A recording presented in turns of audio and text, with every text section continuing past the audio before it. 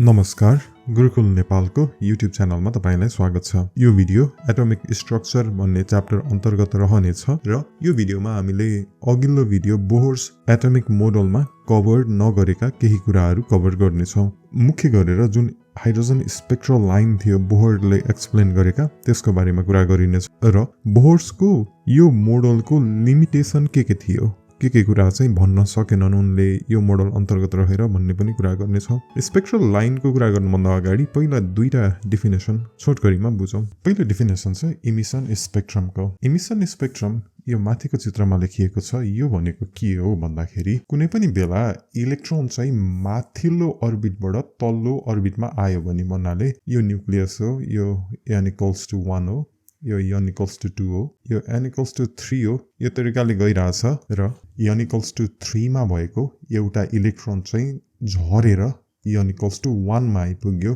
भने यतिखेर एउटा इनर्जी निस्किन्छ अथवा लाइट निस्किन्छ। साथै अर्को चोटि चाहिँ यो n = 3 बाट n = 2 मा गयो भने अलि अर्कै खाले लाइट निस्किन्छ। अनि जब यो n = 3 चाहिँ n = 2 मा गएछ अनि त्यसपछि 2 बाट फेरि झरेर 1 मा गयो भने यो लाइट फरक हुन्छ। भनेको यो लाइट फरक पर्छ, यो लाइट फरक पर्छ, यो लाइट फरक पर्छ। यस्ता बेग्ला बेग्लै लाइट जब कुनै पनि हायर इनर्जी लेभलको इलेक्ट्रोन चाहिँ तल झर्दाखेरि निस्किने यो जम्मै लाइटहरूलाई कम्बाइन गरेर कालो ब्याकग्राउन्डमा राख्ने हो भने यस्तो खाले रङहरू देखिन्छ। प्राय जसो कालो हुन्छ, कतै कतै चाहिँ अलिअलि रङ देखिन्छ। यो रङ देखिएको भनेको चाहिँ पर्टिकुलर यो चाहिँ वेभलेन्थमा इनर्जी झरेको छ अथवा निस्किएको छ भन्ने हो। यसलाई भनिन्छ इमिसन स्पेक्ट्रम। इमिसन स्पेक्ट्रम कतिखेर हुन्छ भन्दाखेरि जहिले पनि माथिल्लो इनर्जी लेभलबाट तल्लो इनर्जी लेभलमा आउँदाखेरि यो लाइट इमिट हुन्छ र इमिट निस्केको लाइटले इमिसन स्पेक्ट्रम दिन्छ। यसको ठ्याक्क उल्टो चाहिँ एब्जर्प्सन स्पेक्ट्रम हुन्छ। अघि चाहिँ हामी माथिबाट तल गएका थियौँ भने एब्जर्प्सन स्पेक्ट्रममा चाहिँ यदि यो तल्लो इनर्जी लेभलमा भएको जस्तो यो 1 n = 1 भयो, यो 2 छ, यो 3 छ, 1 बाट 2 मा गयो इलेक्ट्रोन अलिकति इनर्जी लिएर हैन, अथवा यो इलेक्ट्रोन 1 बाट 3 मा गयो अलि धेरै इनर्जी लिएर भने र त्यो इनर्जी चाहिँ यसले यदि लाइटको रूपमा लिएर गइदियो भने के हुन्छ भन्दाखेरि एउटा प्याटर्न निस्किन्छ त्यो लाइटको र त्यो प्याटर्नलाई भनिन्छ एब्जर्प्सन स्पेक्ट्रम। अनि एब्जर्प्सन स्पेक्ट्रम चाहिँ यस्तो हुन्छ, कलरफुल हुन्छ र कहीँ जहाँनिर यो कालो छ यहाँनिर चाहिँ लाइट गायब भयो अथवा इनर्जी गायब भयो। किन भन्दाखेरि इलेक्ट्रोनले लिएर गइदियो, इलेक्ट्रोनले एब्जर्ब गर्यो,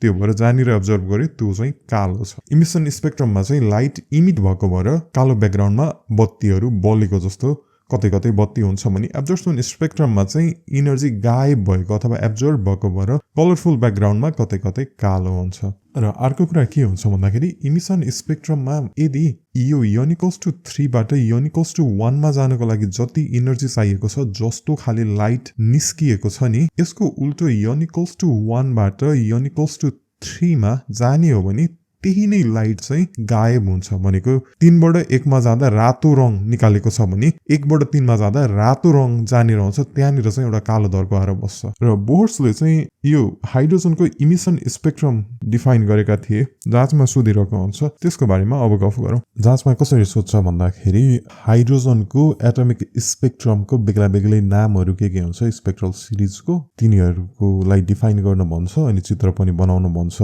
अगाडि हामीले इमिसन स्पेक्ट्रम र एब्जर्प्सन स्पेक्ट्रमको बारेमा गफ गर्यौं। त्यो दुईटालाई कम्बाइनली चाहिँ एटोमिक स्पेक्ट्रम पनि भन्छ। केही घोक्नुपर्ने नामहरू छ र केही कुराहरूको अब यहाँनिर डिफाइन गर्छु म। सुरुमा चाहिँ हामीले यस्तो खाले चित्र बनाउनु पर्छ।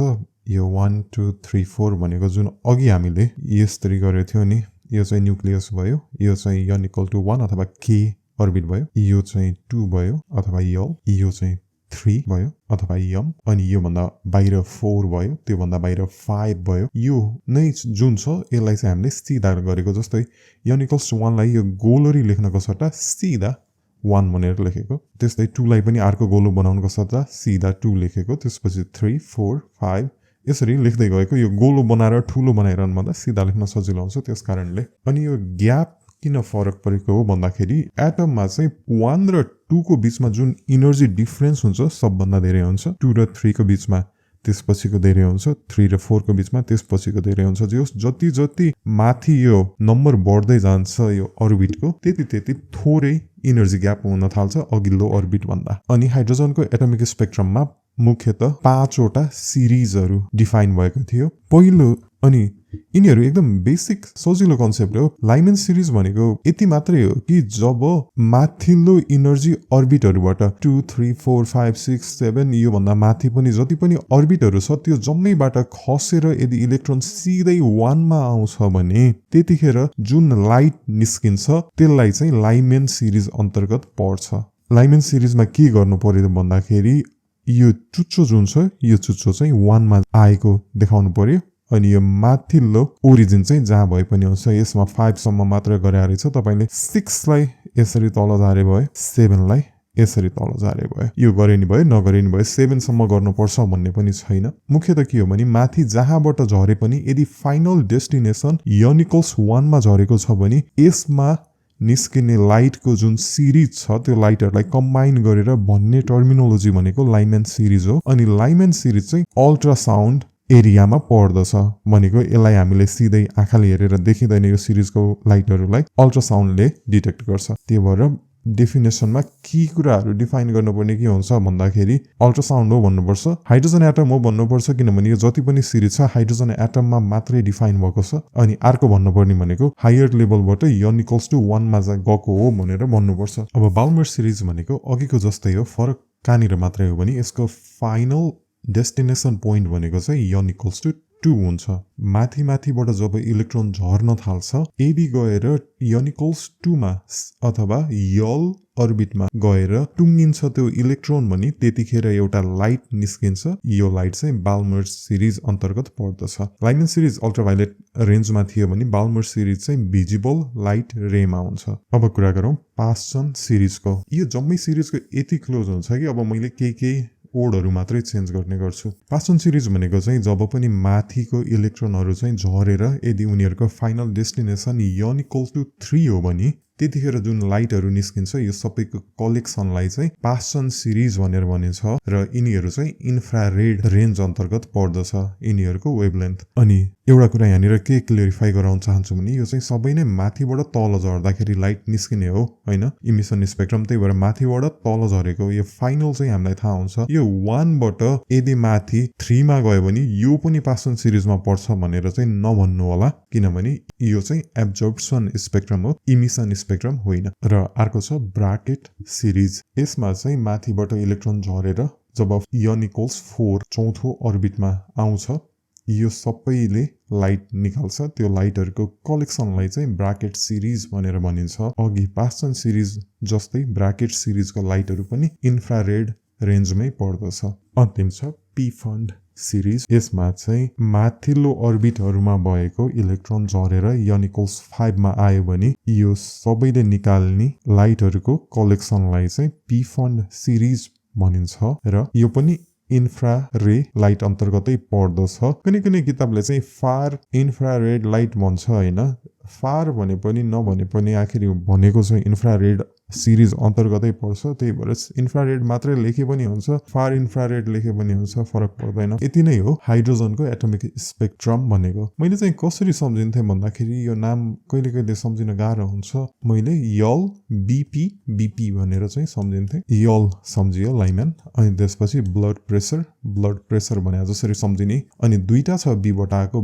बाल्मर अनि ब्राकेट कुन अगाडि भन्दाखेरि अल्फाबेटिक अर्डरमा ए अगाडि आउँछ बी ए को चाहिँ ए अगाडि आउँछ बी आर भन्दा त्यही भएर यो सेकेन्ड त्यस्तै अब पी बाट पनि दुईटा छ पास्चन pfund फेरि पनि अल्फाबेटिक अर्डरमा पी ए अगाडि आउँछ पी एफ भन्दा त्यसरी सम्झिन्थे मैले चाहिँ एउटा अर्को डायग्राम देखाउँछु कहिले चाहिँ यो सिधा लाइनको सट्टा गोल सर्कलै बनाएर नि पढाइएको हुन्छ त्यसलाई पनि कभर गर्नको लागि गोलो खाली पनि म एउटा देखाउँछु पहिलो चित्रमा हेरौँ अघि हामीले 1 2 3 4 भनेर भनिएको थियो यसमा चाहिँ KLMNOP भनेर भनिएको छ हैन के भनेको 1 भयो ए भनेको 2 भयो एम भनेको 3 यो 4 यो 5 यो 6 अनि हामीले के भनेका थियौं भन्दा सबभन्दा सुरुको नाम लाइमेन हो लाइमेन भनेको चाहिँ माथिल्लोबाट झरेर 1 मा जाने हो इभेन्चुअली त्यही नै देखाएको छ जस सर्कलमा देखाएको छ योचोटि चाहिँ यो भयो लाइमेन त्यस्तै बाल्मर भनेको n = 2 मा हो फाइनल डेस्टिनेसन त्यही भएर यो भयो बाल्मर। यदि एउटा लाइन बनाएर यसलाई चाहिँ 1 मा गएको देखायो भने यो चाहिँ बाल्मर भएन, फेरि यो चाहिँ लाइमेन भयो, किनभने फाइनल डेस्टिनेसन 1 छ भने त्यसलाई लाइमेन भनिन्छ। त्यस्तै पास्चललाई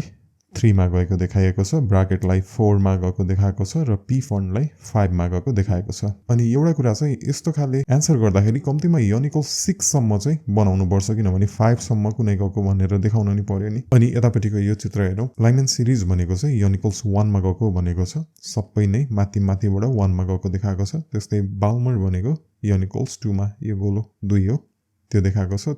त्यसपछि पास्चल आयो, ब्राकेट आयो र pfund चाहिँ यहाँ देखाएको छैन। pfund देखाउनु पर्यो भने यहाँबाट यहाँ 6 बाट 5 मा गएको अथवा 7 बाट 5 मा गएको यस्तो खाले देखायो भने यो भयो pfund। अनि अर्को कुरा के हेरौँ भन्दाखेरि एउटा चाहिँ यसमा एब्जर्प्सन सिरिजको पनि चित्र राखिदिएको छ। अहिलेसम्म हामीले जम्मै इमिसन सिरिजको कुरा गरिरहेको थियौँ, किनभने माथिबाट तल झर्दाखेरि इमिट हुन्छ। एउटा एब्जर्प्सन सिरिज चाहिँ कस्तो हुन्छ भन्दाखेरि यो दोस्रो गोलो अथवा n = 2 बाट निस्केको छ, सबै नै लाइन n = 2 बाट निस्केको छ। अघि सबै नै लाइन n = 2 मा टुङ्गियो भने बाल्मर सिरिज इमिसनको स्पेक्ट्रम अन्तर्गत भनेर भनिएको थियो भने अब चाहिँ जम्मै नै 2 बाट निस्केर माथि बेग्ला बेग्लैमा गएको छ भने यसलाई चाहिँ बाल्मर सिरिज एब्जर्प्सन भनेर भनिन्छ। त्यस्तै जम्मै नै माथि n = 3 बाट गयो भने त्यसलाई भन्छ पास्चल सिरिजको एब्जर्प्सन। यसरी गयो भने यो भयो पास्चल सिरिजको एब्जर्प्सन। आशा गर्छु तपाईले हाइड्रोजन स्पेक्ट्रमको यो सिरिजहरुको बारेमा कुरा बुझ्नुभयो होला। नामहरु चाहिँ घोक्नै पर्ने हुन्छ, त्यसको अरु कुनै उपाय छैन। र अब अर्को कुरा गरौँ बोहर्स मोडलको लिमिटेसनको बारेमा। बोहर्सको मोडलले भन्न नसकेको कुराहरु के छ भन्दाखेरि अघि हामीले पढ्यौं कि बोहर्सको मोडलले कति राम्रोसँग हाइड्रोजनको स्पेक्ट्रमलाई एक्सप्लेन गर्छ, नामहरु पनि छ हैन, लाइमेन, बाल्मर भन्ने। तर हाइड्रोजन भन्दा बाहेकको अरु कुनै पनि एटमको चाहिँ यसले एक्सप्लेन गर्न सकेन स्पेक्ट्रम लाइन कसरी बन्छ त्यो एटमहरुमा भन्ने। किनभने हाइड्रोजनमा पो एउटा इलेक्ट्रोन हुन्छ, माथिबाट तल झर्छ, त्यो रङ आउँछ भनेर भन्यो। जब दुईटा तीनटा हुन्छ तिनीहरु बेग्ला बेग्लै आउँछ कि कम्बाइन हुन्छ कि कस्तो हुन्छ, किन चाहिँ तिनीहरुको रङ फरक पर्छ हाइड्रोजनको भन्दा, यो सबै कुराहरु छ, यो चाहिँ केही पनि एक्सप्लेन गर्न सकेन। र बोहर्सको मोडलले भन्न नसकेको अर्को कुरा के हो भन्दाखेरि जुन इलेक्ट्रिक फिल्ड अथवा म्याग्नेटिक फिल्डमा एटमलाई राख्यो भने अथवा एटम भित्रै पनि हुन्छ इलेक्ट्रिक फिल्ड र म्याग्नेटिक फिल्ड, यस्तो फिल्डहरुले चाहिँ एटमको स्पेक्ट्रममा के असर पार्छ त। जस्तै तपाईले हाइड्रोजनलाई लिनुभयो, यसको सर्टेन इलेक्ट्रिक फिल्ड छ, म्याग्नेटिक फिल्ड छ। त्यस्तै तपाईले सोडियमलाई लिनुभयो, यसको इलेक्ट्रिक फिल्ड बेग्लै हुन्छ, म्याग्नेटिक फिल्ड बेग्लै हुन्छ। अथवा यो दुईटैलाई बाहिरपट्टिबाट इलेक्ट्रिक फिल्ड दियो अथवा म्याग्नेटिक फिल्ड चाहिँ पठायो भने यिनीहरुको एटमिक स्पेक्ट्रममा अब के चेन्ज आउँछ अथवा चेन्ज आउँछ कि आउँदैन, यो भन्ने चाहिँ कुरा बोहर्सको मोडलले भनेन। बोहर्सको मोडलको अर्को लिमिटेसन भनेको बोहर्सले जतिखेर पनि एटमको कुरा गरे एउटा सिंगल एटम भन्ने कुराहरु मात्रै भयो हैन, तर एटम मिलेर मलिक्युल पनि त बन्छ। जस्तै वाटर भनेको एटम हुँदैन, वाटरको सानो रूप भनेको मलिक्युल हुन्छ। यिनीहरुले फरक तरिकाको बिहेभ गर्छ। यस्तो कुरा चाहिँ कसरी हुन्छ, के हुन्छ भन्ने बोहर्सको मोडलले भनेन। बोहर्सको मोडल प्रिटी मच एटममा मात्रै लिमिटेड भयो। र यो मोडलको अर्को लिमिटेसन के भयो भन्दाखेरि अहिले आएर हामीले इलेक्ट्रोन चाहिँ पार्टिकल पनि हो, वेभ पनि हो, यो दुईटै हो भनेर चाहिँ भन्छौं हैन। तर बोहर्सले त्यो बेलामा एक्सपेरिमेन्ट गर्दाखेरि चाहिँ यो इलेक्ट्रोनको डुअल नेचर हुन्छ, दुई तरिकाको नेचर हुन्छ भन्ने कुरा चाहिँ भन्न सकेका थिएनन्। यो पछि गएर डी ब्रोग्ली भन्ने साइन्टिस्टले भन्छन् र त्यो हामीले पढ्नु पनि पर्छ।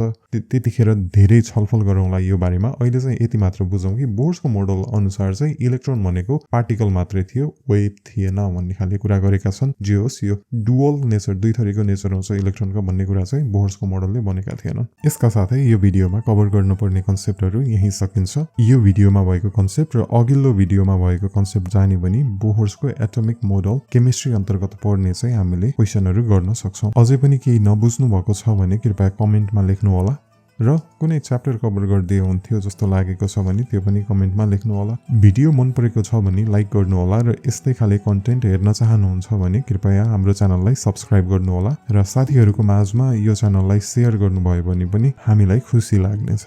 हुन्छ त अर्को भिडियोमा फेरि भेटौँला।